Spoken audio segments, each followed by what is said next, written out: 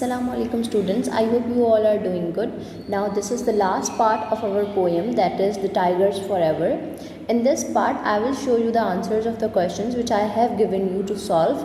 So you will match your answers with my answers, so to recheck that if your answers are right or wrong. So let's move. Now you have to open books page number 14, in which you have read for appreciation, and there are 8 questions which you have to solve. So let's start from the first question, that is, do you think the poem is really a prayer?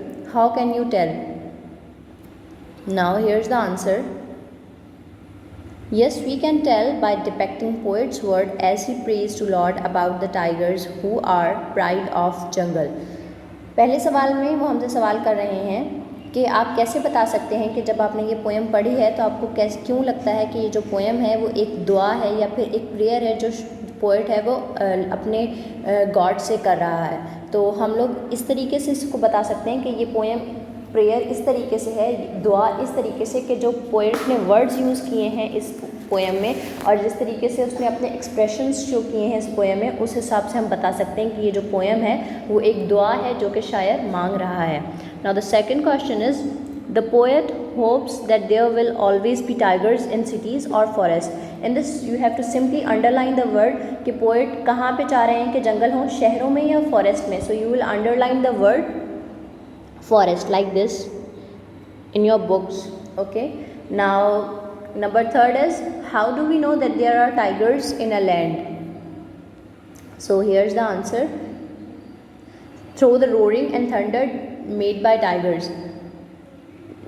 The second question asked that कैसे आपको पता चलेगा कि जो tigers हैं वो मौजूद हैं जंगल में या फिर किसी भी ज़मीन पे, तो वो हमें कैसे पता लगेगा? उनकी रोरिंग से, जब वो बहुत ज़ोर के चिल्लाते हैं, a loud shouting made by tigers is known as roaring. तो जब वो दहाड़ते हैं या ज़ोर से चिल्लाते हैं तो हमें पता लग जाता है कि यहाँ पे टाइगर्स मौजूद हैं। दूसरी चीज़ है थंडर, जब वो चलते हैं तो वो पूरा एक तरीके का हिल जाती है ज़मीन जब वो दौड़ते हैं या शिकार के पीछे दौड़ते हैं, तो उस हिसाब से हम बता सकते हैं कि इस ज़मीन पे जो है वो टाइगर्स मौजूद हैं। सो now question number 4 is, a roar is a loud deep sound made by a tiger or lion. Which word in stanza number 1 means the same as roar? So in the stanza number 1 there's a word roar which means same, that a loud deep sound made by a tiger. So you have simply outlined the stanza number 1 words, that is the tiger's roar.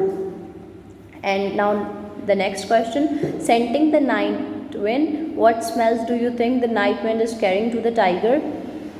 Scenting the night wind मतलब कि जो खुशबू आती है हवा, जब हवा चलती है तो टाइगर्स जब पानी पी रहे होते हैं तो उस हवा में खुशबू होती है किस्म की, या फिर हम बोल सकते हैं, तो यहाँ पे ये पॉइंट आउट करना चाह रहे हैं कि वो किस चीज़ की खुशबू होती है। So you have to simply write that उसकी जो प्रे होगा, शिकार, जो भी टाइगर का शिकार होगा उसमें कोई भी आ सकता है, उसमें डेयर भी आ सकती है, उसमें मंकीज़ भी आ सकते हैं, उसमें जो है ये ऑक्सिजन्स भी आ सकते हैं। तो आपको सिर्फ प्रे आगे लिखना है कि उसकी शिकार की खुशबू होती है जिसको सूंघ कर टाइगर जो है वो अपना हेड ऊपर कर लेता है।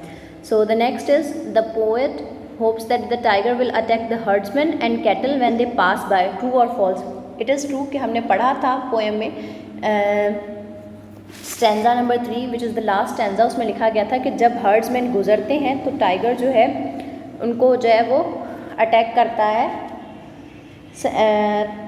Tiger will attack the herdsman and cattle when pass by, जब वो गुजरेंगे तो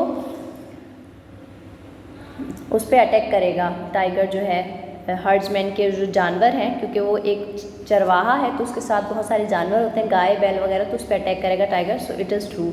7 is, the tiger hunts at night and स्लीप्स during the day. Which lines suggest this?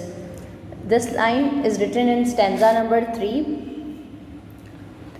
So you have to mention stanza number 3 only. And the last is, why do you think the poem begins and ends with the same line? So here's the answer, that because the poet wants to start with a prayer and ends with a prayer.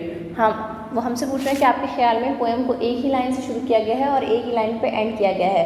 What's the reason behind that? उसके पीछे ये reason है कि poet चाहते हैं कि उन्होंने शुरुआत भी दुआ से की है और एंड भी दुआ से ही किया है, तो इस वजह से जो पोएम की लाइन्स हैं वो दोनों सेम हैं और दोनों एक ही जैसे पे एंड हो रही हैं। So that's it from the today's video.